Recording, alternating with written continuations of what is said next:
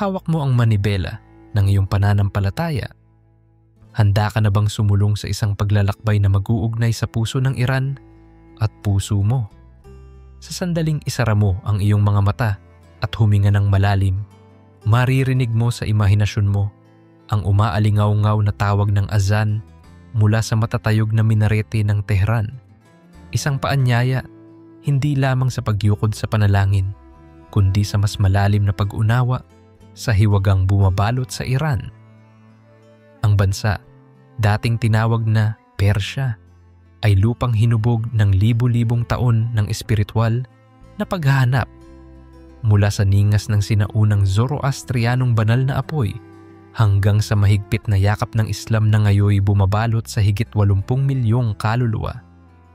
At sa gitna ng pag-uukit ng tadhana, sa disyerto ng Lut at sa lilim ng mga bundok ng Elburz, iisa ang malakas na pintig, ang pagsamba kay Allah, ang Diyos na maawain at makatarungan, ang parehong Diyos na kinikilala nating lumikha ng langit at lupa. Tulad ng paalala sa awit 46, 10, magpakatahimik kayo at kilalanin ninyo na ako ang Diyos. Sumisikat ang liwanag ng katotohanan sa kabi-kabila ng pagkakaiba ng wika at kultura ay may iisang tinig na bumubulong ng kapayapaan sa puso ng tao. At kung susundan mo ang tinig na yon, matutuklasan mong ang mga kalye ng Qom at Shiraz ay hindi kalsada ng pagkakahiwalay, kundi daan ng pagkamangha sa lawak ng pag-ibig ng Diyos na buhay. Habang naglalakad ka sa may abong na hardin ng mga pilosopiya ng Iran, makikita mo na ang pinakasentrong haligi ng pananampalataya rito ay ang paniniwala sa tauhid, ang kaisahan at kabuuang pagkadiyos ni Allah. Para sa mga Shia Muslim na bumubuo ng humigit kumulang 75% ng populasyon, ang pag-ibig kay Allah ay nakaugat din sa masidhing debosyon sa mga inapo ni Propeta Muhammad, partikular kina Imam Ali at Imam Hussein. Sa tuwing sumisiklab ang dagundong ng mga drum at panaghoy tuwing Ashura, hindi lamang alaala ng martiryo ang iniluluklok sa mga lansangan. Pinapaalab nito ang apoy ng katarungan at sakripisyo, mga prinsipyong bumabalik rin sa ating mga Kristiyano sa mga salita ni Juan 15:13. Walang pag-ibig na hihigit pa sa pag-ibig ng isang taong inilalagay ang kanyang buhay para sa kanyang mga kaibigan. Sa ganitong liwanag, makikita nating ang paghahangad ng kabutihan ay hindi hinahadlangan ng hanggahan ng doktrina, bagkus ay pinalalalim ng ating kolektibong pananabik sa isang mundong mas makatarungan at mas mapagmahal. Sa bayang pinagpala ng mahigit 3,000 taon ng tula, mahirap paghiwalayin ang relihiyon at sining.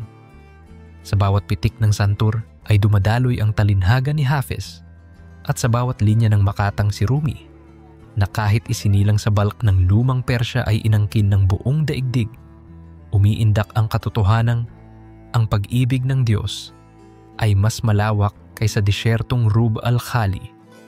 Kapag binasa nating muli ang kanyang tanyag na panawagan, dumating ka, anuman ka, maririnig natin ang kurot ng Mateo 11:28. Lumapit kayo sa akin, kayong napapagal at nabibigatan, at kayo'y aking pagpapahingahin. Sa gayong mga tugma, tila ba ang banal na hangin ng Persya ay hinahaplos din ang ating mga pahina ng Biblia na nagpapaalala na sa anong wika mo man marinig, ang pag-anyaya ng may likha ay iisa. Lumapit ka. Gayunman, bago pa dumating ang Islam, nagningning na sa pampang ng Mesopotamia ang liwanag ng Zoroastrianismo, kung saan tinatawag nilang Ahura Mazda, ang Diyos ng liwanag at katotohanan. Bagamat na ngayon tinatayang kaunti na lamang sa populasyon ang formal na nagpapakilalang Zoroastriano, hindi maikakaila na ang kanilang mga kaugaliang itaguyod, ang mabuting isip, mabuting salita, mabuting gawa, ay nakaukit pa rin sa panitik ng kulturang Iranyano. Sa maraming tahanan, maaari mo pang makita ang Nowruz Table, isang pista ng bagong taon na humahalo ang sinaunang tradisyon sa modernong pananampalataya. Tulad ng tagpo sa Genesis 1, kung saan sinabi ng Diyos, magkaroon ng liwanag, patuloy na sumisiklab ang pag-asang ang liwanag ng kabutihan ay mananaig sa bawat dilim ng kasaysayan. Hindi rin pinalalampas ng tadhana ang mga menoridad. Naroon ang mga simbahang Armenyo sa Isfahan, ang mga sinagoga sa Shiraz, at ang maliit ngunit matatag na mga templo ng Baha'i at Mandaean. Binibigyang boses ng konstitusyon ng Iran ang tatlong relihiyong ito, Kristyanismo, Judaismo at Zoroastrianismo, upang magkaroon ng puwang sa parlamentong kilala bilang Majlis. Totoo, may mga hamon at limitasyon, subalit sa gitna ng higpit ay patuloy ang pagputok ng mga kwento ng pakikipag-ugnayan, tulad ng kabataan Muslim na tumutulong sa Kristiyanong kapitbahay tuwing St. Sarkis Day, o ng mag-asawang Hudyo na nagpapadala ng lutong sabzi-polo tuwing Ramadan.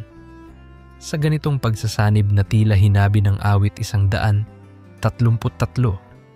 isa, kay sarap pagmasdan na ang mga kapatid ay nagkakaisa, sumisiklab ang pag-asang posibleng puspusin ng pagkakapatiran, ang lupang madalas ginugupo ng tensyon sa politika. Sa kasalukuyang panahon ng social media, isang bagong anyo ng pagsamba ang umuusbong, ang digital na majlis. Sa loob ng mga livestream at podcast, tinalakay ng mga batang Iranyano ang Sura Al-Rahman sa parehas na hinga, kung paanong tinatalakay nila ang pinakabagong kanta ni Gugush o ang pinakabagong tula ni Sohrab Sepehri. Ayon sa kamakailang mga survey, nananatiling higit 76% ng bansa ang kumikilala na sila'y Muslim. Karamihan ay Shia, ngunit kapansin-pansing, dumarami rin ang nagsasabing espiritual, ngunit hindi relihiyoso, isang trend na may kakambal sa buong mundo. Sa gitna ng pag-usbong ng tanong at pagdududa, umiigting rin ang pansariling paghahanap kay Allah. Ang paghahanap na sa Biblia ay sinasalamin sa Jeremias 29:3, "Hahanapin ninyo ako, at ako'y inyong makikita kung buong puso ninyo akong hahanapin." Kaya naman kaibigan, ano ang saysay nito sa iyo? Kung ang Diyos na sinasamba sa Iran ay siya ring nagsabing, "Mahal ko ang sanlibutan, kaya ibinigay ko ang aking bugtong na anak." Juan 3:16. Hindi ba't ito'y paanyaya ring buksan natin ang ating mga mata sa lawak ng kanyang pag-ibig? Sapagkat kapag pinili nating maupo sa lamesa kasama ang iba, mga taong may dila, himig at pag-uugali na kakaiba sa atin, tinatanggap natin ang biyayang inilarawan ni Pablo sa Efeso 2:14. Si Kristo ang ating kapayapaan, pinag-isa niya ang dalawang pangkat at ibinagsak ang pader na naghihiwalay. Sa bawat aklat ng kasaysayan ng Persya, mahahanap mo ang mga kwento ng kabayanihan at pangarap, mula sa pagbangon ng lungsod ng Bam matapos ang malaking lindol hanggang sa mga doktor at nurse na di inaatrasan ang panganib upang gamutin ang mga may sakit habang kasagsagan ng pandemya. Ang mga gawaing ito ay pagnininingning ng mga salita ni Mateo 5:16, "Pagliwanagin ninyo ang inyong ilaw sa harap ng mga tao upang makita nila ang inyong mabubuting gawa at luwalhatiin ang inyong Ama sa langit." At sa tuwing may liwanag, may pag-asa. Pag-asa na magagawa nating itayo ang tulay kahit tila napakalawak ng pagitan. Sa pag-ikot ng kamera, hikayatin mong sumama ang iyong mga manonood sa isang paglalakbay ng puso. Kahit pa sa virtual lang muna, pasilip sa alindog ng Persepolis, sa mapayapang banayad ng Nasir ul-Moloch Mosque na kulay rosas, at sa makukulay na bazar kung saan ang halimuyak ng saffron at pistachio ay nakikipaghalakakan sa alingaunggaw ng tawanan. Masdan ang bawat ngiti, ang bawat pagtango, at mararamdaman mong totoo ang sinabi sa Gawa 1:8 na tayo'y magiging mga saksi. Hanggang sa dulo ng daigdig, dala ang mabuting balita na bumubuo ng tulay sa pagitan ng mga kultura. Kapag sumapit ang gabi at bumalot ang kalungkutan, patuloy na umiindak ang maningning na kalangitan ng Isfahan, at mahihinuha mo ring habang lumilipas ang mga digmaan at dayuhang parusa, nananatili ang katotohanan ng Roma 8:38-39, walang makapaghihiwalay sa atin sa pag-ibig ng Diyos.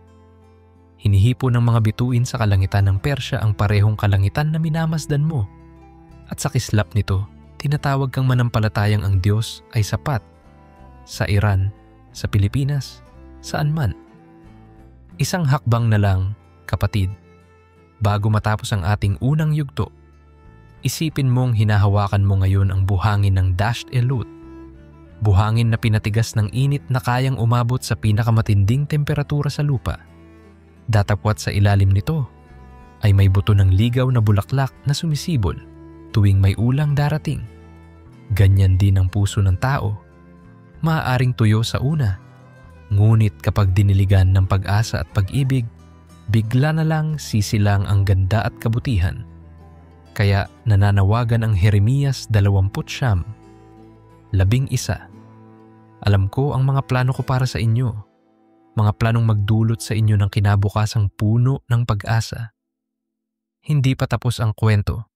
Sa susunod, susuong tayo sa mas malalim na unawa ng mga ritual, kasaysayan at personal na patotoo ng mga Iraniano sa kanilang banal na paghahanap. Ngunit sa ngayon, hayaang umalingaw-ngaw sa iyong puso ang simpleng katotohanang ito. Sa gitna ng siglo-siglong kasaysayan at komplikadong politika, iisa lamang ang sentro ng pananampalataya sa Iran, si Allah, ang Diyos ng awa at hustisya, at ang Diyos ding nagbibigay buhay sa bawat pintig ng ating puso saan mang panig ng daigdig. Sa Kanya ang lahat ng papuri at sa atin ang hamong magmahal ng higit pa. Handa ka na bang buksan ang pinto ng puso mo sa apoy ng pananampalatayang hindi kayang patayin ng kahit anong unos?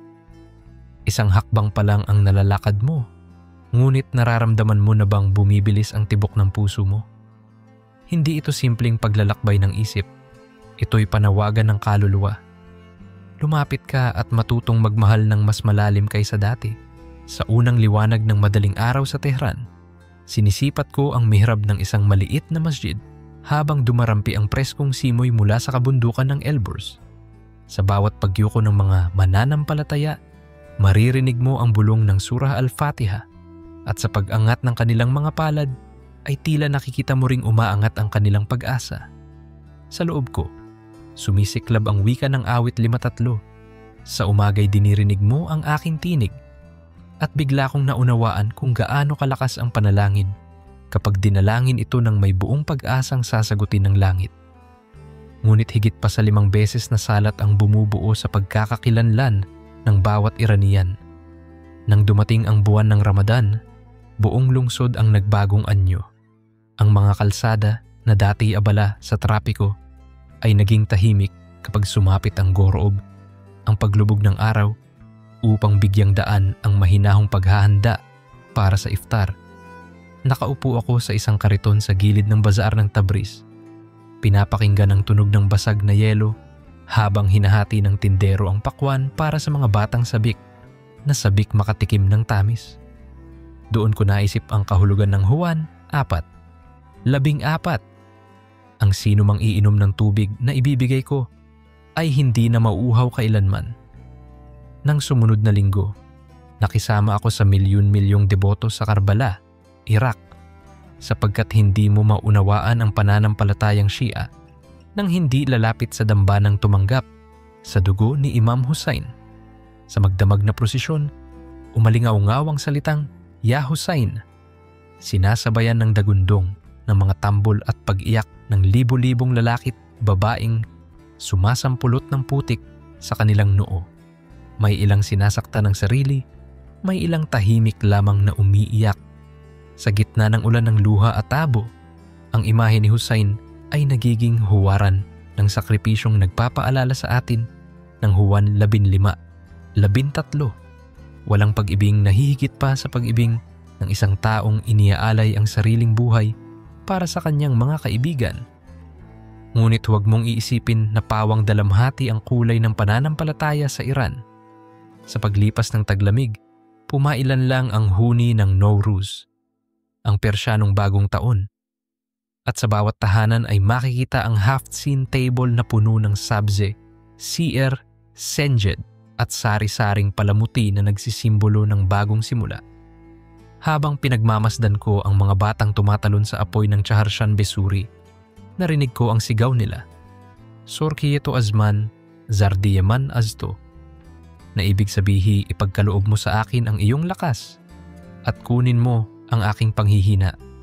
Sa isang iglap, nahipo ko ang diwa ng 2 Korinto, 12:9. Ang aking biyaya ay sapat para sa iyo, sapagkat ang kapangyarihan ko'y nahahayag sa kahinaan. Sa lungsod ng pananampalatayang kung saan pumipila ang mga seminarista upang pag-aralan ang fiqh, nakatagpo ko si Hasan, isang ayatollah in training na masigasig na inaaral ang batas relihiyon. Sa isang gabing mahaba ang tsaa at pag-uusap, tinanong ko siya, ano ang nag-udyok sa iyong magpakadalubhasa sa Sharia? Sagot niya, sapagkat ang katarungan ni Allah ay dapat maramdaman sa lupa. At nagluha ako sa bigat ng salitang inulit ni Mikas 6 at 8. Ang hinihingi sa iyo ng Panginoon, kumilos ka ng matuwid, umibig ka ng tapat, at lumakad ka ng mapagpakumbaba sa harap ng iyong Diyos. Hindi pwedeng isantabi ang mga kababaihan, sapagkat sa bawat yapak ko sa Iran, ang kanilang tapang ang siyang pinakamatingkad. Nakilala ko si Narges, isang documentary filmmaker mula sa Shiraz, na lihim na kumukuha ng footage ng mga kabataang sumasayaw sa ilalim ng tulay kaju kahit bawal. Ang bawat pag-ikot ng kamera ko'y dasal din, sabi niya. Dasal na makita nila kami hindi bilang banta, kundi bilang talento. Sa gabing iyon, binuksan ko ang Mateo 5:14, kayo ang ilaw ng sanlibutan. At naramdaman kong ang liwanag ay hindi kailanman masisikil ng anino. Sa mas malayong kanayunan ng Kurdistan ng Iran, nakilala ko ang isang pangkat ng Sufi na Kaderi. Sa gitna ng malamig na gabi, umikot sila sa dhikr, paulit-ulit na pagbanggit sa mga pangalan ng Diyos habang umiikot hanggang umabot sa ekstasi. Sa tunog ng tanbur at daf, nayanig ang hangin sa bundok. At sa loob ko'y naalala ko si Haring David na sumayaw sa harap ng kaba ng tipan. 2 Hari, 6:14. Kapwa lumalagpas sa dingding ng formal na ritual ang awit ng pusong tunay na naghahanap sa may kapal. Ngayon, isa pang mahalagang aralin ang sumilay sa akin. Ang Iran ay hindi humihinto sa pagkilala kay Allah sa loob ng masjid lamang. Sa mga universidad ng Tehran at Mashhad, umiinit ang diskurso tungkol sa agham at teolohiya. Nakaharap ko si Dr. Reza, isang astrophysicist na nagsabing, ang physics ang salin ng Quran sa wika ng mga bituin. Sumagi agad sa isip ko, ang awit 11, isa, ang kalangitan ay nagpapahayag ng kaluwalhatian ng Diyos. Sino ang mag-aakalang matutunaw ang hangganan ng agham at pananampalataya sa init ng iisang tanong, sino ang lumikha? Sa kasagsagan ng mga bahaging iyon ng paglalakbay ko, bigla namang sumabog ang pandemya. Nag-lockdown ang mga lungsod, nagsara ang mga bazar, at pumailan lang ang tunog ng ambulansya sa bawat sulok.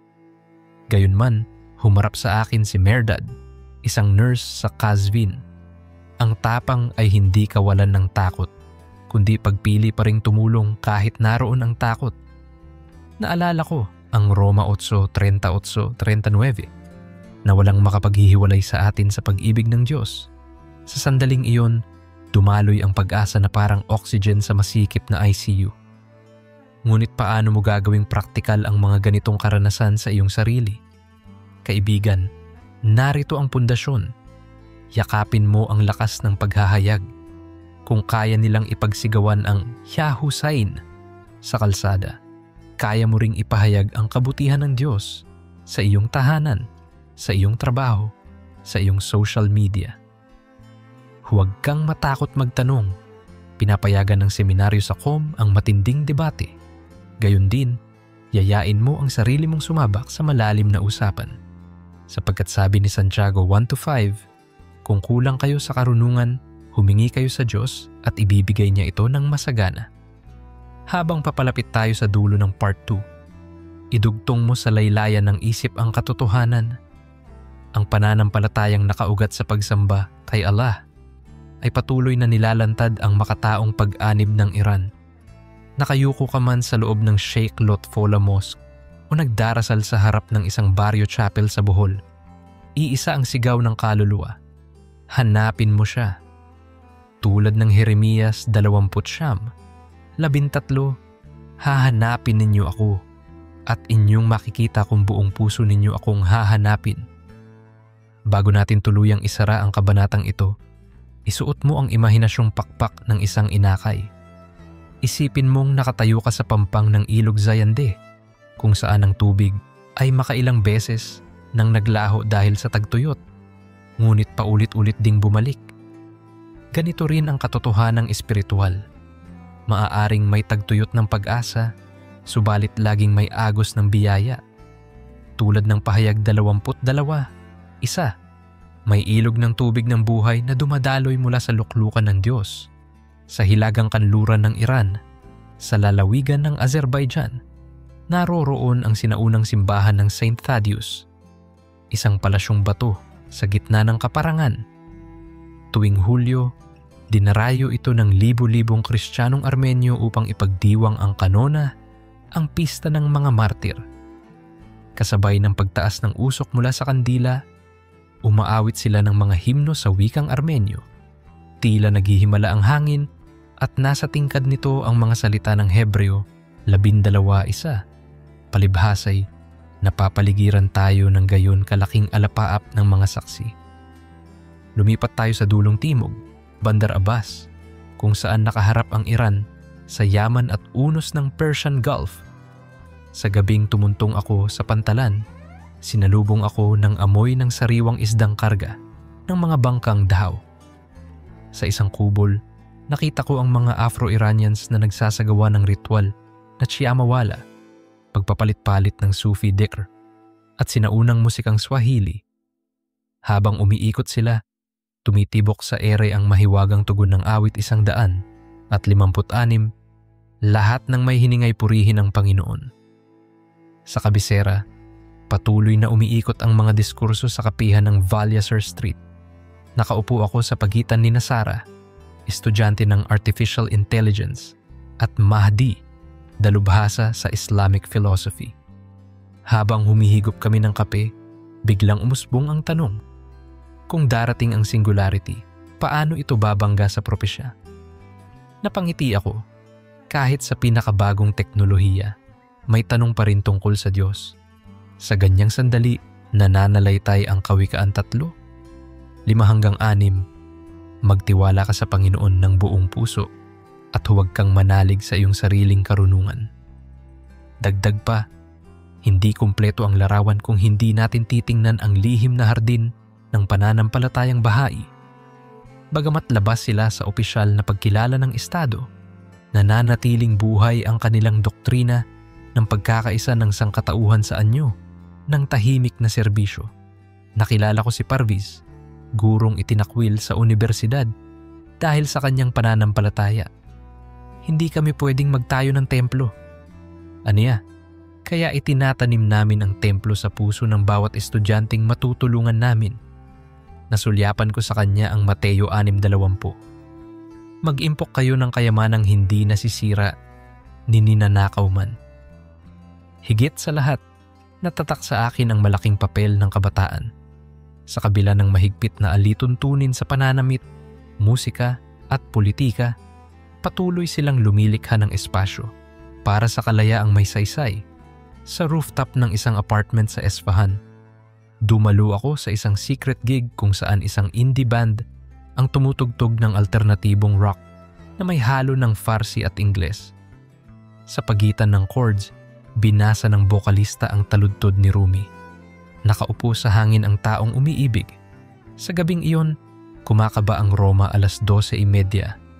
Huwag kayong makiayon sa takbo ng sanlibutan, kundi magbago kayo sa pamamagitan ng pagbabago ng inyong isipan. Ngayon, lumapit tayo sa isa pang aspeto, ang pag-ibig na naghihilom ng sugat.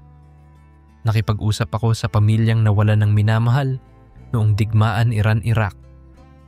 Habang nakaupo kami sa murong karpet, dinukot ni Fatime ang larawang kupas ng kapatid na namatay noong 1987.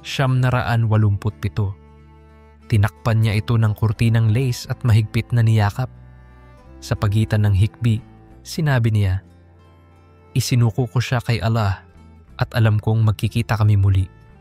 Nabanaag ko sa kanya ang 1 Tesalonica 4:13. Hindi kayo dapat malungkot na parang mga taong walang pag-asa. Sa kabuuan ng mga linggong iyon, paulit-ulit na bumabalik sa isip ko ang birtud ng sabir, pagtitiis at pagtitibay na isinusulat sa Quran at sinasang-ayunan ng Isaias 41:31. Silang naghihintay sa Panginoon ay muling magkakaroon ng lakas. Ang hiblang iyon ng pag-asa ang nagdurugtong sa ating lahat, Zoroastrian man, Muslim o Kristiyano. Kaibigan, baka tanungin mo, ano ang pwedeng gawin ko ngayon? Magsimula ka sa maliit na ritual ng katahimikan tuwing umaga. Huminga ka ng malalim at ipaubaya sa Diyos ang iyong mga plano. Buklatin mo ang isang tula ni Forog Farrokhzad o ni Francisco Balagtas at hanapin sa pagitan ng mga taludtod ang kumpas ng katarungan, pag-ibig at pag-asa. Kung may kapitbahay na may ibang relihiyon, kumatok at pakinggan ang kanilang kwento. Tandaan mong sinabi ni 1 Juan 4:12, kung iniibig natin ang isa't isa, nananatili sa atin ang Diyos. At hindi rito nagtatapos. Gawin nating panata ang dalawang kayamanang natuklasan. Una, ang radikal na pagkakaisa na nagmumula sa pagkilalang iisang liwanag ang lumikha at nag-aruga sa atin. At ikalawa, ang lakas ng pag-asa na hindi nasusupil kahit ng pinakamadilim na gabi. Habang hinahanda natin ang puso para sa susunod na yugto, tanawin mo ang iyong buhay na parang disyertong lut, maaaring sunog sa init ng pagsubok. Ngunit sa pinakaloob ay may buto ng bulaklak na sisibol sa tamang panahon.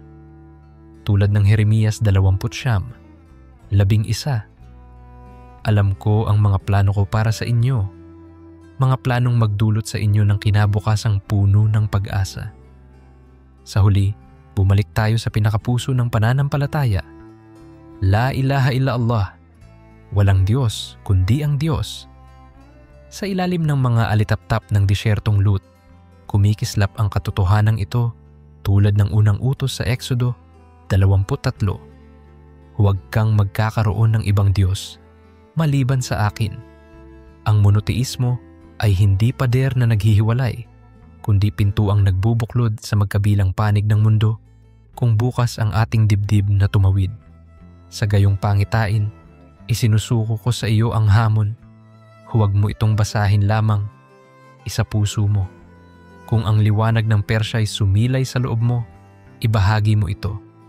Kung ang lamig ng gabi sa Karbalay pumukaw sa iyo ng awa, gamitin mo itong mag-alaga sa sugatang kapitbahay, sapagkat sinabi ni Santiago 2:17, ang pananampalatayang walang kalakip na gawa ay patay. Gawing buhay na buhay ang iyong pag-ibig at hayaang ang kwento ng Iran ay maging gasolina ng iyong sariling misyon.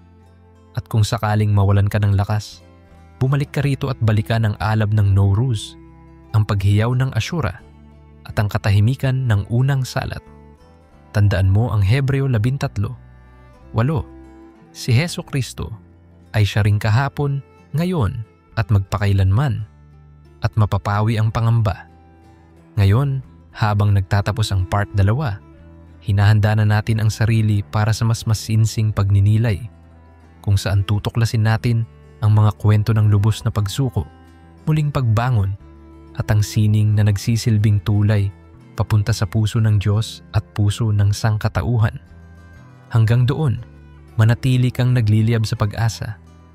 Humanda, dahil sa isang iglap, maaaring magbago ang pananaw mo sa kung paano sumisiklab ang apoy ng Diyos sa puso ng mga tao sa magkabilang panig ng mundo. Sa sandaling lumapat ang mga paang nakayapak ko sa malamig na marmol ng damba ng Shah Cheragh sa Shiraz, parang huminto ang oras.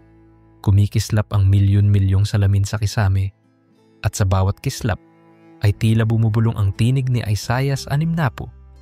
Isa, bumangon ka, magliwanag ka, sapagkat dumarating na ang iyong liwanag.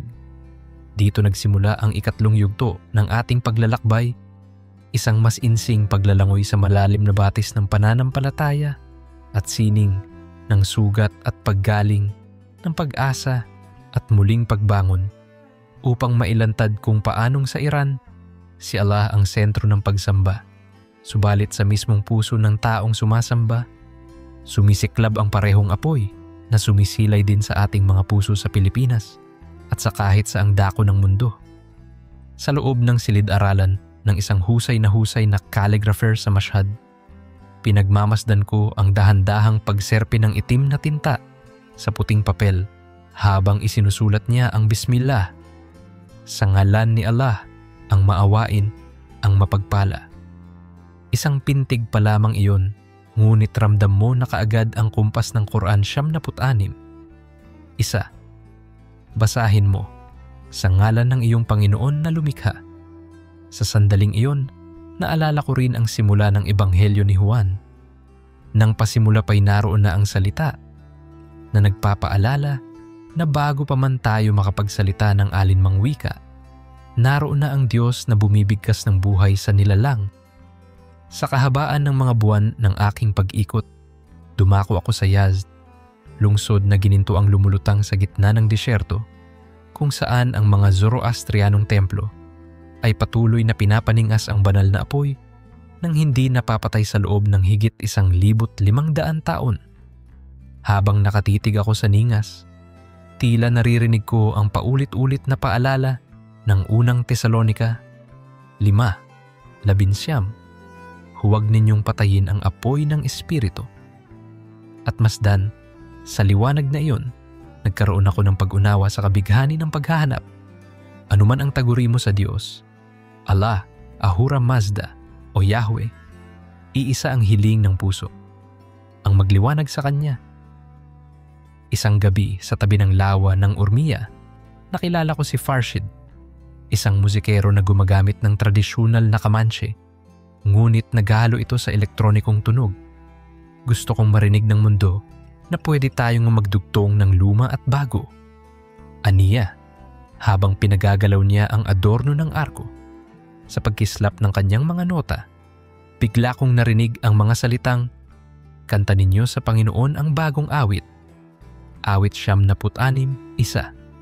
Hindi ba't ang pagbabago ng tugtugin basta't alay kay Allah ay patuloy na papuri rin? Sa Esfahan naman, nakipagsalo ako sa pamilya ni Reza sa isang tahimik na gabi ng Shabi Yalda, ang pinakamatagal na gabi ng taon. Sa pagsubo namin ng matamis na bastig at pagsalok ng granada, isa-isang binasa ng bawat kasapi ang tula ni Hafiz na nakatago sa ilalim ng kanilang unan. Nang ako'y tumayo upang ibahagi ang isang berso, binasa ko ang Juan 1:5.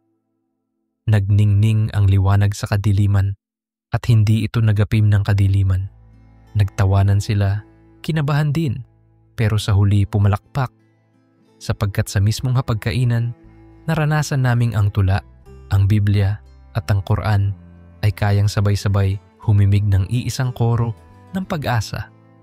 Lumipat tayo sa Universidad ng Tehran, kung saan nagaganap ang isang pambihirang proyekto. Pinagsasama ng mga propesor ng Comparative Theology ang pag-aaral sa aklat ni Daniel, Kitab al-Zabur at sa mga salmo ni David. Nakaupo ako sa likuran, tahimik na nagsusulat ng tala, nang may tumayo. Si Laleh, dalagang nagtatapos sa masteral, at nagtanong, kung propeta rin si Jesus sa Islam, paano natin maipapaliwanag ang kanyang pagkabuhay na mag-uli sa pananaw ng Quran at Biblia? Saglit na katahimikan ang bumalot, at sa puntong iyon, nasaksihan ko ang tunay na lakas ng pag-uusap. Walang takot, walang pagtatalo na may galit, kundi isang sabik na paghahanap sa katotohanan. Naalala ko ang Kawikaan 27 linya 11, kung paanong pinatalas ng bakal ang bakal, gayon din ang tao sa kanyang kapwa. At doon ko nakita na ang matatalim na tanong ay hindi puro sugat. Bagkus, kayang magsilbing panghasa upang lalo nating tumalim ang pag-unawa. Sa malayong silangan ng lalawigan ng Sistan at Balochistan, nakadalaw ako sa isang komunidad ng Sunni Baloch. Kahit inabot ng dilim ang aming biyahe, sinalubong kami ng mga lanternang pinapailaw ng mga bata at ng aroma ng karahi gosht. Habang kumakain, ibinahagi ng imam sa amin ang kwento ni Propeta Ayub, Job, na sa kabila ng lahat ng pagsubok, hindi bumitiw. Sabay kaming nagtawanan ng mabanggit kong sa amin din. Kilala naming si Job bilang haligi ng pagtitiis. Alam kong makapangyarihan ka, Panginoon. Job 42:2. Sa pagitan ng hangganan ng sekta, lumampas ang kwentong iyon. Sino ba naman ang hindi naaantig sa kwento ng taong nanatiling tapat kahit hati na ang puso? Pagdating ko sa mga bagong art spaces sa Karaj, nakilala ko ang grupong Metanoia, mga kabataang Iranian na nagpipinta ng mural ng mga simbolong Kristiyano at Islamiko sa bakod na dating puno ng vandal. Sa isang sulok ng mural, may isang palad na humahawak ng gasuklay at sa ibabaw nito'y nakaukit ang awit 23, 4 sa Farsi at Ingles. Kahit ako'y lumakad sa libis ng lilim ng kamatayan, hindi ako matatakot. Kalakip ng Arabic na aya, inna ma'al usri yusra, katotohanang kasabay ng hirap ay kaginhawahan. Habang binabantayan sila ng ilang pulis, lumapit pa rin si Nima, ang leader ng grupo, at ibulong, kapag pinagsama natin ang talata, mas malakas tayong sumabog sa liwanag. Ganito ang kaligrapiya ng pag-asa, isang masining na rebelyosyon na ginagamitan ng kulay at tinta sa halip na armas. Ngunit hindi natin pwedeng pag-usapan ng Iran kung di natin tatalakayin ang bigat ng politika at sirkulasyong nagbabantay sa kalayaan sa pananampalataya. Maraming beses kong nakausap ang mga underground church leaders sa Tehran, mga taong palihim na nagtitipon sa apartment upang magbasa ng Biblia habang nakataling panaklong sa pintuan upang baka sakaling may kakatok. Sa kanilang mga mata, nakita ko ang sigla ng Gawa 4, 29. Panginoon, bigyan mo kami ng tapang na maipahayag ang iyong salita. Sa kabila ng panganib, patuloy silang umaawit, hindi man malakas, ngunit sapat upang makalusot ang himig sa kisame patungo sa kalangitan. Habang nasa Bushehr naman ako, sa baybay ng Persian Gulf, sumama ako sa isang komunidad ng mga mangingisdang Arab-Iranian na nagdiriwang ng Laylat al-Qadr, gabi ng kapangyarihan. Nakaupo kaming magkakatabi sa tubigang dalampasigan, humihingi ng kapatawaran at mga panibagong biyaya. Nang mapasabit ang usapan sa Abril 2024 na malakas na lindol sa Fars, kung saan marami sa kanila ang tumulong sa mga biktima, napatingin ang isang matandang lalaki sa akin at sinabing, "Sino pa ba ang sasalba sa atin kundi siya?" Bigla kong naalala ang awit 46. Isa, ang Diyos ang ating kanlungan at lakas, laging handang saklolo sa kagipitan. Hindi rin mawawala ang pagdiriwang ng Ashura na muling bumalik tuwing buwan ng Muharram. Bilang saksi, sinamahan ko ang isang kudeta ng kabataang lalaki na naglalakad ng walang saplot na paa, nakasuot ng itim, at hinahampas ng tanikala ang kanilang balikat bilang pag-alala sa sakripisyo ni Hussein. Maaring para sa ilan, ito'y brutal, ngunit sa pakikipagkulasa ko sa kanila, naunawaan kong ito'y tapat na ekspresyon ng pagluluksa at panawagan ng katarungan. Sa isang sandaling tahimik, hinawakan ko ang balikat ni Amir at inulit ko ang Lucas 22:42. Hindi ang kalooban ko, kundi ang iyo ang masunod. Umiyak siya, hindi dahil sa latay, kundi dahil sa bigat ng katotohanan sa bawat latay niya. Tinatanong niya si Allah, makita ko nawa ang hustisya. Pagdating sa mundong akademik, umupo akong muli. Ngayon kasama naman sina Dr. Soroush at Dr. Tavakoli upang pag-usapan ang konsepto ng takwa, banal na takot at fear of the Lord. Nakahain sa gitna namin ang sabzi Jordan at berberis na pula pa sa alimango. Habang sinisimsim ko ang masampang lasa, hinimay ni Doktor, Surush ang hadith na nagsasabing, ang puso ay parang sisidlang tumatanggap ng liwanag. Napayuko ako at naalalang sinabi ni 1 Juan 4:18, sapagkat ang ganap na pag-ibig ay nagpapalayas ng takot. Kung gayon, sa pag-akyat mo sa Maslow's hierarchy of needs, hindi ba't kapuspalad ka pa rin kung di mo maramdaman ang ganap na pag-ibig na nagpapalayas ng takot kung di ka lubos na umaasa sa Diyos? Sa disyerto ng Dasht-e-Kavir, dumalo ako sa retreat ng mga Christian expat at Muslim refugee na nagsama upang mag-aral ng trauma healing. Habang kumakain kami ng thin crust sangak na sinawsaw sa honey, tinanong ng facilitator, saan ninyo huling nakita ang Diyos? Isang batang Afghan ang nagturo sa araw na papalubog at humikbi. Nang tumawid kami sa hangganan ng walang tubig, ngunit nakarating pa rin. Napahigpit ang hawak ko sa kanyang balikat sa sobrang damdamin. Sa gitna ng disyerto, muli kong naalala ang Exodo nang inalalayaan ng haliging apoy at ulap ang Israel. Sapagkat totoo, Diyos ang nagbibigay ng daan sa kawalan. Sa Qazvin, bumisita ako sa lumang Armenian church kung saan ang koro ay nagpractice ng Ave Maria sa tunog ng santur. Habang lumilipad ang boses na parang kalapati sa loob ng 400 taong dingding, dumating ang isang grupo ng madrasa students.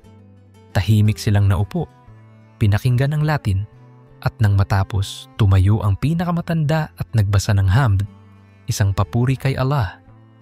Sa loob-loob ko, pumintig ang Juan 17, panalangin ni Kristo para sa pagkakaisa, upang sila'y maging isa, gaya nating iisa. Ngayon, lumapit tayo sa hinggil ng sining na gumagamot ng sugat at bumubuo ng tulay. Sa Tehran Museum of Contemporary Art, isang babaeng nakatali ang buhok sa bandana ang nagpakita sa akin ng digital art installation. Ginagamit niya ang AI upang mag-fuse ng mukha ni Maria, Maryam sa Quran, at ni Fatima Zahra, ang anak ni Propeta Muhammad. Gusto kong makita ng mundo na pareho silang ina ng habag, paliwanag niya.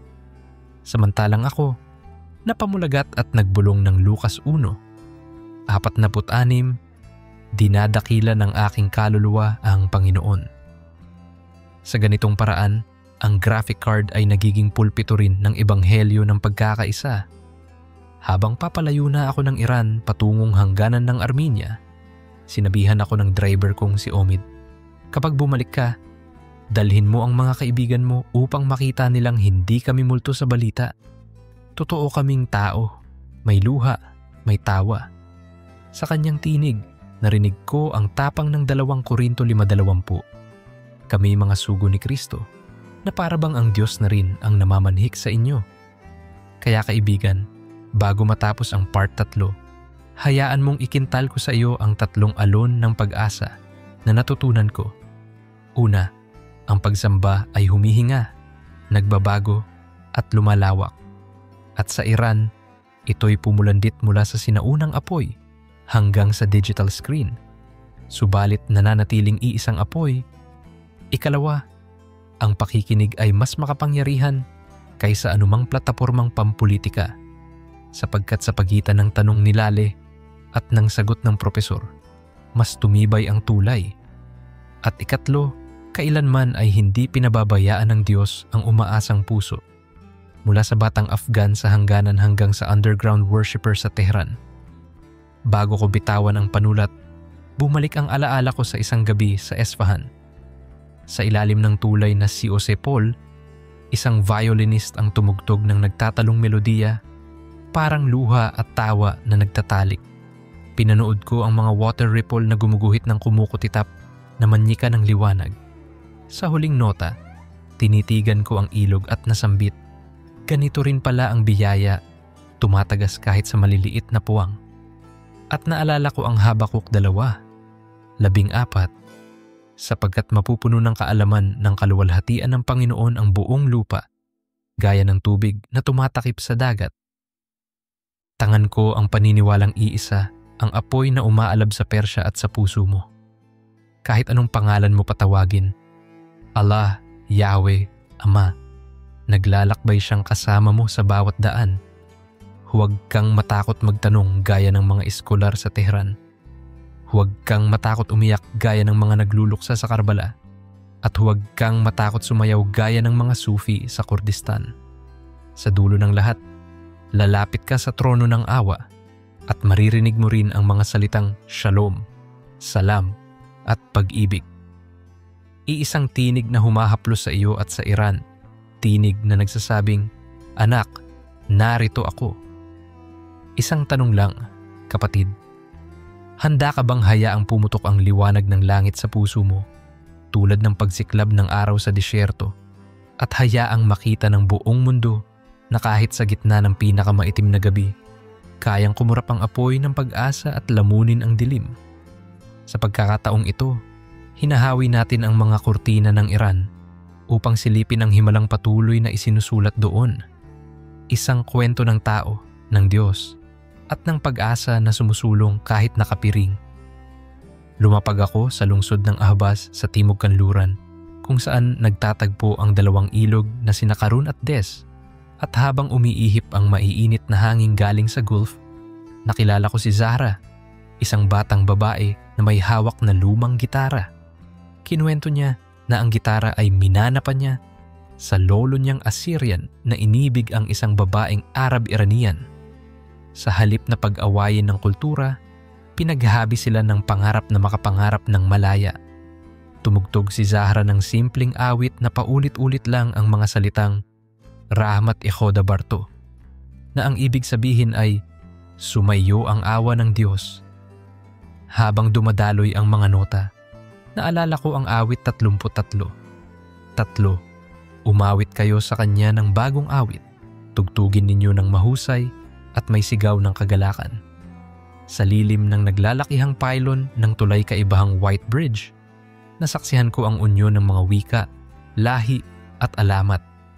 At doon ko naramdaman na kapag tinugtog mo ang himig ng awa, kahit ang hangin ay nagiging himig ng pagsamba. Mula Ahvaz, tumulak ako patimog sa Kianpars upang makipagkita sa isang grupo ng mga kabataang nagsusulat ng spoken word poetry tungkol sa pagiging buhay sa gitna ng parusa at pangamba. Si Hossein, ang leader, ay tahimik lang kung tititigan, ngunit pag binuksan na ang mikropono, sumasabog sa kaniyang bibig ang mga taludtod na parang bulalakaw. Ako'y alon na hindi kayang saklawin ng dagat. Ako'y apoy na hindi kayang puksain ng hangin. Pagkatapos ng palakpakan, lumapit siya sa akin at mahigpit akong niyakap. Walang salitang nasabi, pero sa yakap na yun, damang-dama ko ang Roma 8. 37. Higit pa sa mga bagay na ito, tayo'y mga higit pa sa mananagumpay sa pamamagitan niya na nag-ibig sa atin. Sa maliit na coffee shop na yun, ang kapeng bumubulwak ay naging simbolo ng dugo ng mga pangarap. Mainit, mabango, tumatapang habang tumatagal. Sumunod akong nilamon ng init ng Khuzestan Desert. Sa gitna ng 80 kilometro ng maladugong buhangin, nakatagpo ko ang mga mandian, isang kakaunti, ngunit matatag na komunidad na nagbabautismo araw-araw sa sariwang batis bilang pag-alaala sa kanilang propetang si Juan Bautista. Habang pinapanood ko silang lumubog, naalala ko ang Mateo 3, 16, nang si Jesus ay binautismuhan at bumukas ang langit. Lumapit sa akin si Sheikh Sabah, nakangiti at basang-basa, at sinabing, kapag lumubog kami sa tubig, pinapaalalahanan naming hindi kami sinasadlak ng Diyos. Bagkus, iniaahon kami dala ang bagong hinga. Napamangha ako sa puwersang iyon ng seremonya. Tila ba bawat patak ng tubig ay kabanata ng kaligtasan. Sa kabisera namang Tehran, sinalubong ako ng kakaibang silid. Nasa basement ng isang art gallery pero amoy libro, parang maliit na aklatan. Dito, lingguhang nagtitipon ng ilang scholar ng Baha'i at Sufi upang magdebate tungkol sa salitang fitra. Ang likas na udyok ng puso tungo sa Diyos. Mainit ang argumento. May nagsasabing ipinanganak tayong lahat na may takot. May kumukontra at nagsasabing ipinanganak tayong lahat na may pag-ibig. Tumayo si Fariba, isang pintor, at nagpaliwanag sa gitna ng tensyon. Siguro pareho tayong tama. Ang takot ay paanyaya, ang pag-ibig ay sagot. Napabuntong hininga ang lahat at nagkape. Sa sandaling iyon, pumasok sa isip ko ang isang Juan 4:18, sapagkat ang ganap na pag-ibig ay nagpapalayas ng takot, at napagtanto kong ang galit ay natutunaw kapag inihalo mo sa tasa ng pag-unawa. Dumayo rin ako sa lungsod ng Qom, tahanan ng pinakabantog na mga seminaryo ng Shia Islam. Sa isang napakahabang pasilyo ng talakayan ukol sa fiqh, nakilala ko si Ayatollah Dr. Hassan Karimi na nagtuturo ng medical ethics sa Quran. Binigyan niya ako ng tanong na naglalagablab pa rin sa utak ko hanggang ngayon. Kung ang isang doktor ay may kapangyarihang magligtas ng buhay, pero maaaring makasakit sa ekonomiya ng pasyente, alin ang uunahin? Pakiramdam ko'y bumagsak ako sa bangin ng etika hanggang maalala ko si Jesus na nagpagaling sa araw ng Sabat. Mark 3:4. Makatutulong ba o makasasama? Magliligtas ba ng buhay o papatay? Sa ganung dialogo, nakita ko ang kinang ng kinabukasan. Mga mula at pastor na magkasamang humahanap ng balanse sa pagitan ng kautusan at awa. Tawirin naman natin ang hangganan ng kultura sa pamamagitan ng sining ng pelikula. Dinala ako ng isang underground director sa lihim nilang set, isang lumang paggawaan ng karpet na ginawang studio. Ang ambisyong pelikula ay kwento ng dalagang Kristiyano na umibig sa binatang dervish at paano hinarap ng dalawa ang banggaan ng kanilang paniniwala. Walang budget, walang permit, puro matinding pagmamahal. Habang nanonood ako ng rehearsal, sumigaw ang direktor, "Cut! Huwag mong hilahin ang eksena sa takot, hilahin mo sa pag-ibig." Tumayo ang aktres at nagtanong, "Paano kung ipapakita ang pag-ibig?" Sumagot si Farid, ang manunulat ng script, at binigkas ang unang Korinto 13:7 sa Farsi. Ang pag-ibig ay nagtitiis ng lahat, nagtiwala sa lahat, umaasa sa lahat, nagtatagal sa lahat. Tulad ng pagbukadkad ng liryo sa tuyong lupa, nakita ko sa kanilang mga mata ang pag-asang naglalaban sa lahat ng hadlang. Maglakbay tayo pahilaga sa Tabriz, syudad ng malamig na simoy at mainit na puso. Dito, isang henerasyon ng mga kabataang Azerbaijani-Iranian ang nag-oorganisa ng Caravan of Translators.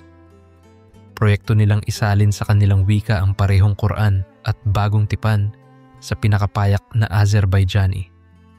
Habang nakaupo kami sa masikip na silid na amoy, tinta at papel, pinagmamasdan ko ang pintig ng kanilang kamay sa bawat talata. Sa isang dulo, nakasabit ang malaking karatula. Dil-dil Allah, dil-dil insan, puso ng Diyos, puso ng tao. Pinakitid ng mga talatang sinasalin ang pagitan ng langit at lupa. Naunawaan ko na ang pagsasalin ay hindi lamang paglilipat ng salita. Ito ay paglilipat ng pag-ibig, tulad ng sinabi sa Deuteronomio 6.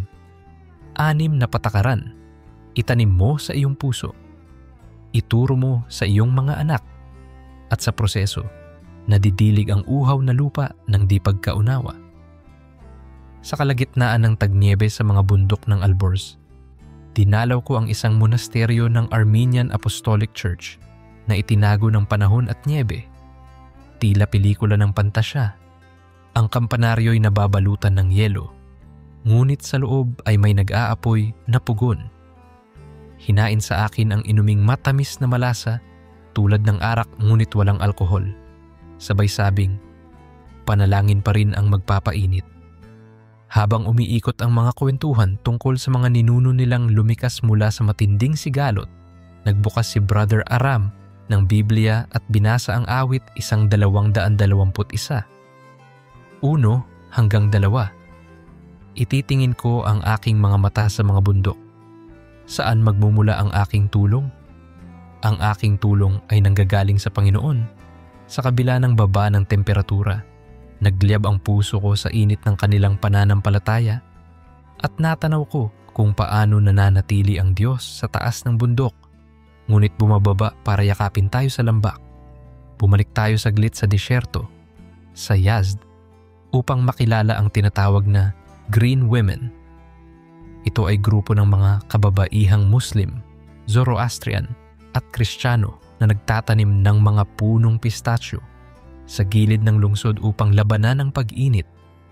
Habang nagtutulak sila ng kariton ng punla, kumakanta sila ng sinaunang himig na Zoroastrian na may saling Kristiyano. Ahura Mazda, inulan mo kami ng pag-asa. O Diyos ng pag-ibig, ipasok mo sa ugat naming ang lakas. Pinaghahalo nila ang abo ng pananim na nasunog at itinatabon bilang pataba. Mula sa abo, sumisibol ang bagong buhay. Sa tabi nila, naalala ko ang Isayas 601. Bigyan sila ng putong sa halip ng abo. Sa kanilang kamay, ang lupa na tila patay ay nabuhay. At napatunayan kong kapag sama-samang nagtanim ang magkakaibang paniniwala, hindi lamang puno ang lumalago, kundi ang tiwala. Lumipat naman tayo sa larangan ng agham. Sa Isfahan University of Technology, nakapanayam ko si Dr. Leila, isang nuclear chemist na nagninilay sa pagitan ng reaksyong chemical at theological. Sinabi niyang, sa bawat pormasyon ng isotopes, nakikita kong kayang baguhin ng Diyos ang loob ng bagay nang hindi napupunit ang kabuuan nito. Sumagi agad sa akin ang 2 Korinto 5:17, kaya't kung ang sino man ay na kay Kristo, siya'y bagong nilalang. Sa paningin niya, ang enerhiya ng atomo at ang enerhiya ng espiritu ay parehong sumasabog sa liwanag. Pinagkaiba lamang ay ang ating responsableng paggamit. Isang paalala na ang kaalaman ay dapat palitan ng karunungan bago pakawalan. Hindi ko malimutan ang gabing na imbitahan ako sa kasalan ng magkasintahang Chaldean Iranian at Shia Turkmen sa Mashhad. Bago ang seremonya, binigkas ng pari ang Efeso 4:2. Magpaumanhinan kayo sa pag-ibig. At sinagot ng imam ng Bismillahirrahmanirrahim, tanda ng awa. Sumayaw ang lahat, babae't lalaki, nakasuot ng makukulay na tela, habang umaawit ang bendir ng kantang pinagsamang hulma ng Aramaic at Persian. Sa katapusan, sinilaban ang malaking bonfire bilang simbolo na anumang pasakit ay tutupukin ng pag-ibig. Sumilay sa akin ang awit ni Solomon 8:6. Ang pag-ibig ay parang apoy na liyab ng Panginoon. At naramdaman kong ang pagsamba sa Iran ay hindi lang tiklop tuhod, kundi pati tiklop kamay at tiklop puso. Muli akong humimpil sa Tehran at sumama sa mga mag-aaral na nag-oorganisa ng Virtual Pilgrimage, isang online platform kung saan maaaring maglakbay sa mga banal na lugar ng Iran gamit ang VR. Nagsuot ako ng headset at sa isang iglap nasa loob ako ng Nasir ul-Molouk Mosque. Lumalangoy sa kulay rosas na liwanag. Sa tabi ko sa virtual space, nag-spawn ang avatar ng isang lola mula Mindanao na nakabarong Tagalog avatar. Nag-chat siya. Anak, ang ganda pala dito. Sagot ko, oo po lola, parang awit ng Diyos ang kulay. Biglang nag-broadcast sa chat ang tagapangasiwa ng proyekto ng Filipos. 4, 8 na nagsasabing isipin natin ang anumang marangal, matuwid at kaibig-ibig. Sa larong iyon, naranasan ko na kahit piksel lang ang hawak, ang kaluwalhatian ng Diyos ay pwedeng humayuman ng hibla ng kabutihan sa pagitan ng mga puso. Naglakbay rin ako sa maliit na lungsod ng Kalehganj sa dulo ng Kerman at dinalaw ang isang eskwelahang itinayo ng donasyong galing sa panata ng isang Iranian diaspora sa Canada. Doon, nagtuturo ang ilang madrasa graduate at ilang kinatawan ng organisasyong Kristiyano.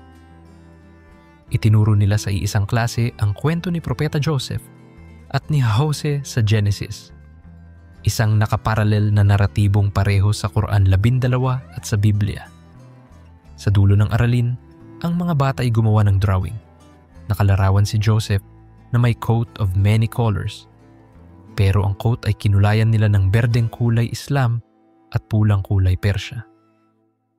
Tinanong ko si Mariam, 10 taong gulang, kung bakit 2 kulay. Sabi niya, kasi si Joseph ay kapayapaan ng Diyos. Gusto kong magandang suot niya ay kulay ng bawat tahanan. Naalala ko ang Marcos 10:14, huwag ninyo silang hadlangan. At pumintig ang paniniwala ko. na kung gusto natin ng bagong Iran, hayaan nating mga bata ang magpinta ng quote ng kinabukasan. Hindi mawawala ang pagsusulat tungkol sa diaspora. Sa Istanbul, nakilala ko ang mga refugee mula Iran na nagtatatag ng home bakery na nagbebenta ng pistachio nuugat cookies at Filipino ensaymada. Pinagsama nila ang saffron at queso de bola. Mukhang kakaiba pero sumarap. Habang nilalamas nila ang masa, nagbibiruan sila sa Farsi, Tagalog at Ingles. Si Parvin, na dating guro sa Tehran, ay kumakanta ng Tagalog hymn. Ako'y alipin mo, halo Farsi accent, pero lutong-lutong ang hiya at ganda. Sa loob ng kusina, tumingkad ang Juan 13 at 35. Sa ganito makikilala ng lahat na kayo'y aking mga alagad, kung kayo'y may pag-ibig sa isa't isa. Tunay ngang ang pag-ibig na ibinubudbud sa harina ay bibit ng tinapay ng buhay. Bumalik ako sa Pilipinas para sa maikling panahon at naimbitahan sa simbahan sa Pasig upang magbahagi ng testimonya tungkol sa biyaheng iyon. Habang nakatungtong ako sa pulpito, nakatitig sa ilaw ng entablado, biglang kumislot sa puso ko ang Roma 1, 16 at sabi ko sa kongregasyon, hindi ako nahihiya sa ebanghelyo sapagkat ito ang kapangyarihan ng Diyos para sa Iran, para sa atin. Nakita ko sa mga mata ng Ilocano, Bisaya at Tagalog. Sa harapan ko ang parehong gutom na nakita ko sa mata ng Kurdish na ama na tumakbong palabas ng Aleppo. Sa saglit na yon, tumawid ang Pasig River sa Karun at sinabihan ko silang ang paggawa ng tulay ay nagsisimula sa panalangin. Sa pagbabalik ko sa Iran, dinala ako ng trapiko sa gilid ng Valyasar Avenue, kung saan may musikerong kalye na tumutugtog ng santur habang nakapatong sa tabla ng lumang Bible verse sa Persian script, Khoda Eshg Ast, Diyos ay pag-ibig. Lumapit ako at tinanong kung alam niya kung saan galing. Ngumiti siyang mahiyain at sumagot, narinig ko lang, gusto ko ang himig. Doon ko naunawaan ang mahiwagang pag-ikot ng salita. Minsan, nagtatanim ka ng binhi na hindi mo man alam, tutubo sa puso ng di mo kakilala. Sa dulo ng aking paglalakbay, pinamalas sa akin ni Godwin, isang Pilipinong OFW na 6 na taon nang nagtatrabaho sa petrochemical plant sa Bandar Mashar. Ang lihim niyang rooftop altar. Bawat gabi ng Biyernes, umaakyat siya sa tuktok ng barracks at nagdarasal harap sa Persian Gulf. Isang Biyernes, sinamahan ko siya. Tahimik naming pinagmasdan ang kumikislap na ilaw ng oil rigs, parang bituin sa dagat. Binuksan niya ang kanyang maliit na notebook at binasa ang Isayas 42. 10. Umawit kayo ng bagong awit sa Panginoon, kayong nagsisibabang sa dagat, kayong lahat na nasa loob nito. Pagkatapos ay umusal siya ng maikling dasal para sa kapayapaan ng Iran at Pilipinas. Walang kamera, walang palakpakan, pero sa katahimikan naramdaman ko sa kilabot ng balat ko ang buhos ng espiritu. Ngayong pabalik na tayo sa ating sariling tahimik na kwarto, dala natin ang huni ng santur, ang lagitik ng bonfire at ang bulong ng dasal sa rooftop. At baka itanong mo sa puntong ito, ano ang taglay kong aral mula sa Iran? Maaaring ang sagot ay nasa isang pangungusap lamang. Ang Diyos ay higit na malawak kaysa hangganan, at ang hangganan ay pagkakataon para gumawa ng tulay. Kung nagawa ng nagkakasalungat na tradisyon sa Iran na maghawak kamay, magagawa rin natin sa iskinita ng kalooban natin. Ito ang hamon ni Jesus sa Marcos 12:3 at 30 at hamon ni Imam Ali sa Nahjul Balagha, parehong panawagan ng pag-ibig at katarungan. Kaya bago ko ibaba ang panulat, itinataas ko ang panalangin sa wikang Farsi at Filipino. Khoda Hafiz, Diyos pagpalain, para sa iyo at sa lahat ng nanonood ng YouTube video na ito. Naway tuwing maalala mo ang Iran, huwag mo agad isipin ang salitang nuklear o parusa. Isipin mo ang isang batang tumutugtog ng gitara sa baybayin ng Karun, ang isang lola mula Batanes na nag-iikot sa VR Mosque, at ang pinagsamang ensaymada at pistachio nuugat sa home bakery. Isipin mo, ang ilaw na kumikislap sa kisame ng Shah Cheragh at humihiyaw na. Bumangon ka, magliwanag ka, at ipilit mo sa sarili mo na kahit isang patak lang ng liwanag ang nakayanan mong ibuhos, sapat iyon para mag-alab ang pakpak ng pag-asa sa puso ng iba. Sa huli kapatid, tandaan mo na ang apoy na sinisindihan sa templo ng puso ay hindi kailanman mamamatay hanggat hinihipan mo ng hininga ng pananalig. Tulad ng huling pahayag ni Pablo sa 2 Timoteo 4:7, natapos ko na ang aking takbuhin, iningatan ko ang pananampalataya. Naway sabihin mo rin iyan sa katapusan ng iyong sariling biyahe, kasama ang Iran, ang Pilipinas, at ang buong sangkatauhan na ang Diyos ay nanatiling Diyos. Walang nagbago at ikaw ay minahal niya ng buo. Hanggang sa susunod na pag-akyat ng araw sa disyerto at pagpatak ng ulan sa atin, manatili ka sa pag-ibig na iyon. Pag-ibig na walang hanggan, pag-ibig na naghahari. Sumiklab ka na ba? Isang kisap, isang hinga, at ang puso mo'y maaaring magbaligtad, sapagkat sa sandaling ito'y sasabak tayo sa pinakamatinding yugto ng ating paglalakbay, kung paanong sa mga kalsada ng Iran, sa pagitan ng tawag ng azan at bulong ng hangin, ibinubunyag ni Allah ang mensaheng maaaring magpaalab din ng kaluluwa mo. Dito, ngayon saan ka man naroroon. Sa pagbangon ng bagong umaga sa Isfahan, sinalubong ako ng koro ng mga kalapati na paikot-ikot sa bakuran ng Shah Mosque. Sa bawat dampi ng pakpak, naaalala ko ang awit 57 taludtod. Ang iyong awa, o Diyos, ay abot sa kalangitan. Ang iyong katapatan ay hanggang sa mga ulap. Habang ang bughaw na tili ng kupula ay sinasalamin ang papawirin, napagtanto kong ang sining mismo ng Persya ay panalangin na nakapintang buhay. Bawat bulaklak na nakaukit sa serulean ay hininga ng tao na humihingi ng langit. Bawat alon na nakasayaw sa mosaic ay sagot ng langit na yumuyuko sa lupa. Tumuloy ako sa lumang bazar na tila labirinto ng samyo, saffron at rosewater, pistachio at kardamono.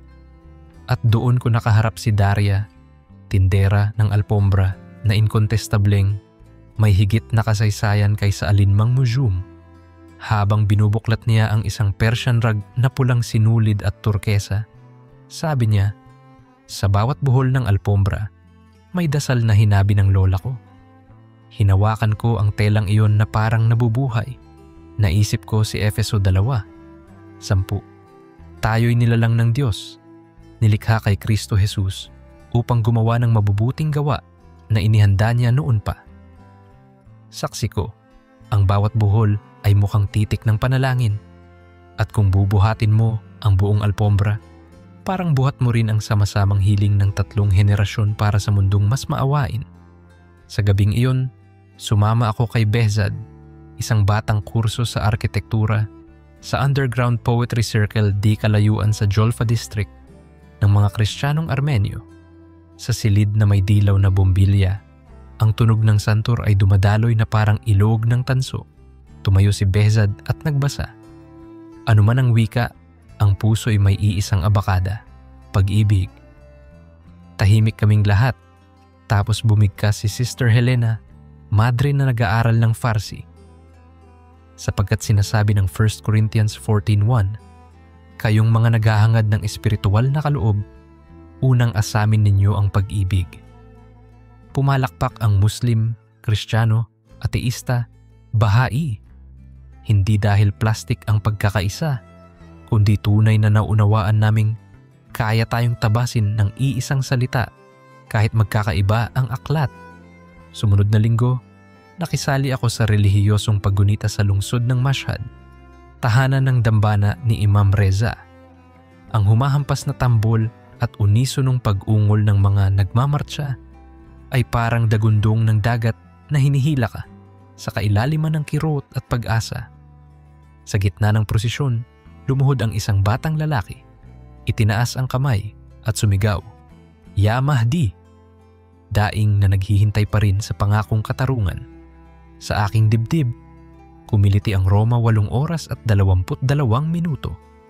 Ang buong sangnilikha ay dumadaing na tulad ng babae sa panganganak at bigla kong nadama na ang pagtangis ng Iran ay kapatid ng pagiyak ng mga liblib na baryo sa Samar na naghihintay ng tubig, kapatid ng sigaw ng Maynila tuwing baha, kapatid ng lahat ng pusong naghihintay mabigyan ng lunas at liwanag. Di naglaon, nakilala ko si Parisa, isang astrophysicist na nag-oobserba sa mga bituin mula sa rooftop ng University of Tehran.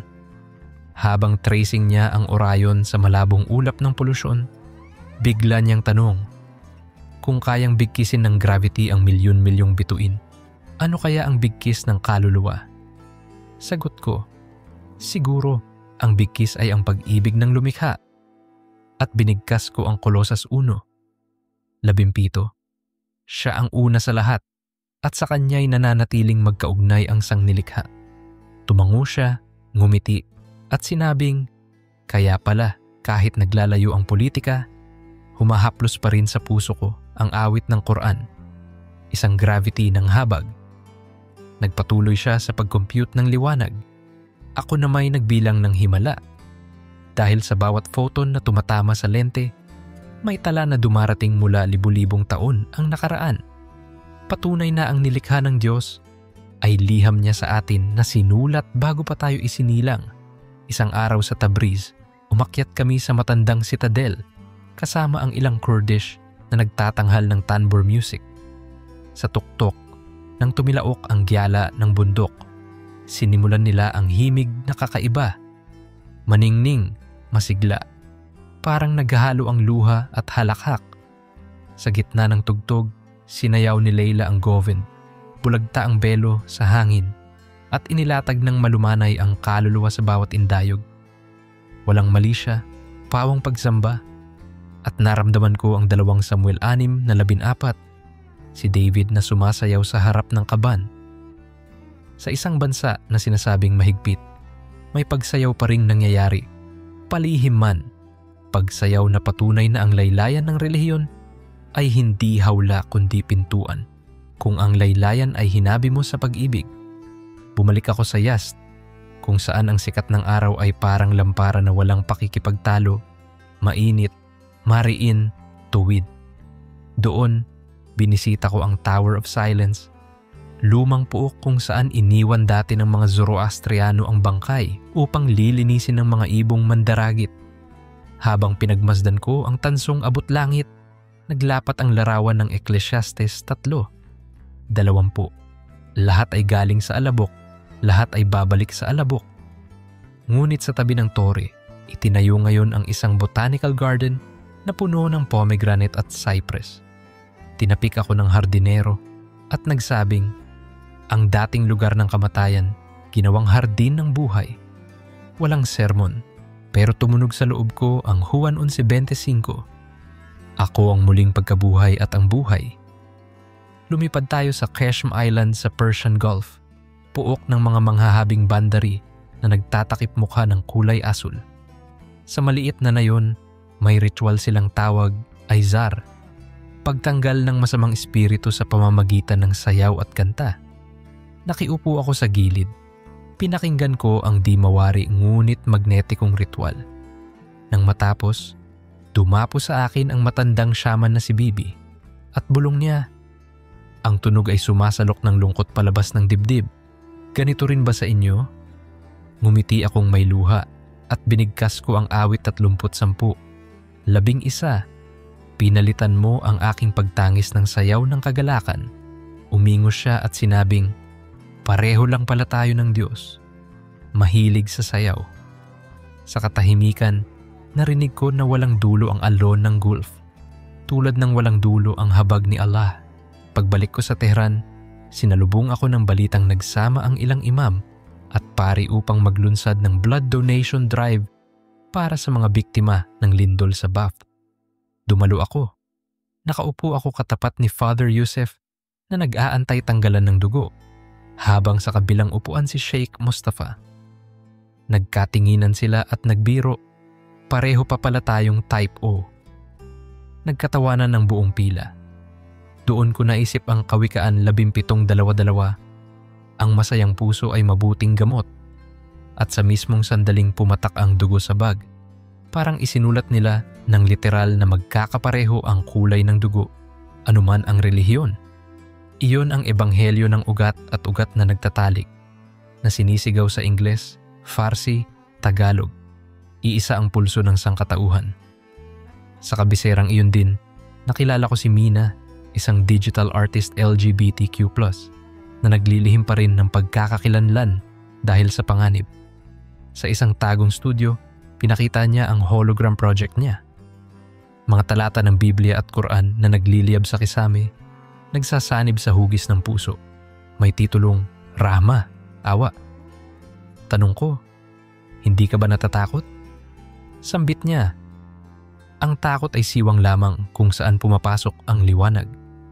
Napatigil ako, tinamaan ng 2 Korinto 4:6, sapagkat ang Diyos na nag-utos, magliwanag ang liwanag sa kadiliman, ang siyang nagbigay liwanag sa ating puso.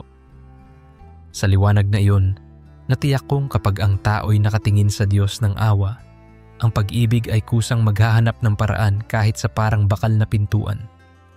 Umusad ang panahon, dumating ang buwan ng Ramadan. Sumama ako sa pamilya ni Hamid sa Karaj para sa iftar. Sa maliit na lamesa, tinapay barbari, dates, sabzi at hum. Habang naghihintay kami ng takip silim, taimtim na katahimikan ang bumalot.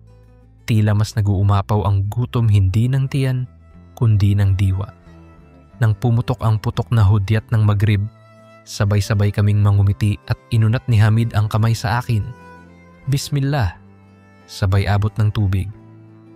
Sa pag-inom ko, nalasahan ko ang Mateo 5:6. Mapapalad ang nagugutom at nauuhaw sa katuwiran, sapagkat sila'y bubusugin. Doon ko naranasan ang kagalakang di mapapaliwanag. Ang palayain ang sarili sa pribilehiyong kumain kung kailan mo gusto, upang mas maintindihan mo ang awa sa nangangailangan.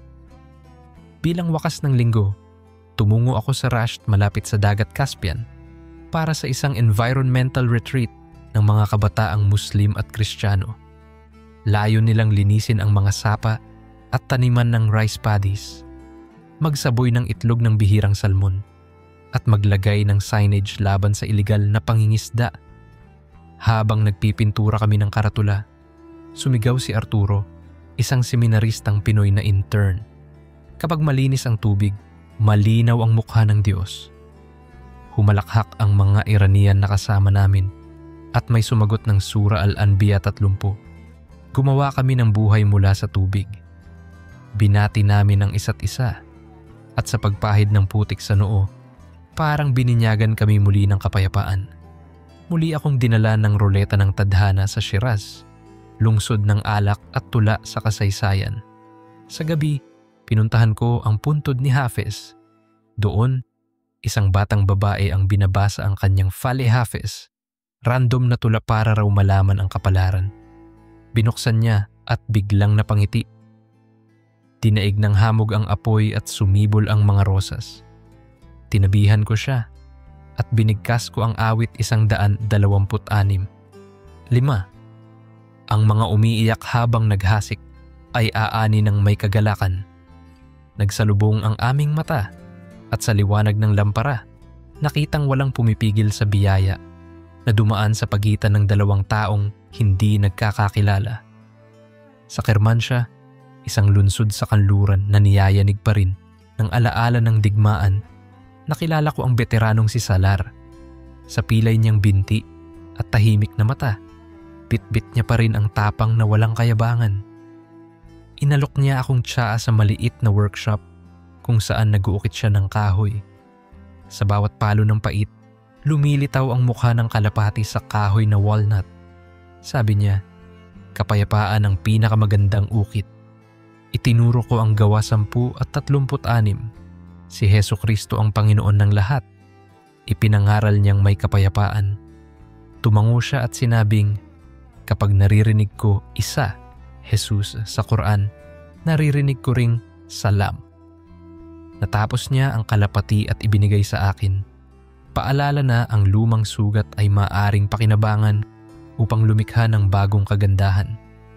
Habang papahuli ang tag-araw, bumalik ako sa Tehran para sa Harvest Festival ng ilang habang bukid na simbahan at moske na nagtanim ng communal garden. Pinaghalo nila ang tradisyong Kristiyano ng Thanksgiving at Islamikong Shukr. Sa altar na gawa sa kahon ng kamatis, nakalagay ang bersikulong 1 Tesalonica 5:18. Magpasalamat sa lahat ng pagkakataon, at sa tabi ng basket ng ubas, may calligraphy ng Alhamdulillah. Sariwa ang mga gulay, umaapaw ang prutas, at sa gitna ng pagkanta ng pambansang awit ng Iran, sumampa sa entablado ang isang pastor at isang imam at sabay na nagdasal ng bendisyon. Habang kumakain kami ng sabzipolo at inihaw na talong, naisip ko, kung kaya naming mag-share ng pagkain, bakit di kaya ng planeta ang mag-share ng pag-asa? Sa aking huling gabi, bago tumawid palabas ng Iran, hinila ako ni Hossein sa tuktok ng Milad Tower. Sa taas na iyon, tanaw ko ang lungsod na parang karagatan ng ilaw. Huminga kami ng hangin na payak, payapang payapa. Turo niya ang kalayuan na tila pala isip na parang mga bituin na bumagsak sa lupa. Sabi niya, "Tingnan mo, sa bawat ilaw may isang taong may pangarap." Yumuko ako at bumulong ng Jeremias 20:11, sapagkat batid ko ang mga plano ko para sa inyo. Plano ng kinabukasang may pag-asa. Tumango si Hossein. Sabihin mo sa kanila, hindi lang bomba at parusa ang Iran. Sabihin mong may kidlat din ng biyaya. Sa makatwid kapatid, heto ang hamon na ipinamamana ko mula sa puso ng Persya hanggang sa palad mo. Yakapin ang kabighani ng Diyos na mas malapad kaysa sagot ng relihiyon, dahil kung may natutunan ako, ito'y ang katotohanang si Allah, ang Diyos ng Iran, ay siya ring Diyos ng Pilipinas, Diyos ng lupa at kalangitan, ng bituin at aspalto, at sabay niyang iniibig ang dervish na umiikot, ang madre na nagro-rosaryo, at ang batang nagre-record ng vlog sa tondo. Sa bawat paghinga mo, may surang inaawit, may salmong binibigkas, at may tulang di naririnig na iniaalay sa kanya. Kung bubuksan mo ang iyong puso, dadalhin ka niya sa bundok ng pag-asa at ibubulong ang Roma 15:13. Puspusin ka nawa ng Diyos ng pag-asa ng buong kagalakan at kapayapaan sa iyong pananampalataya.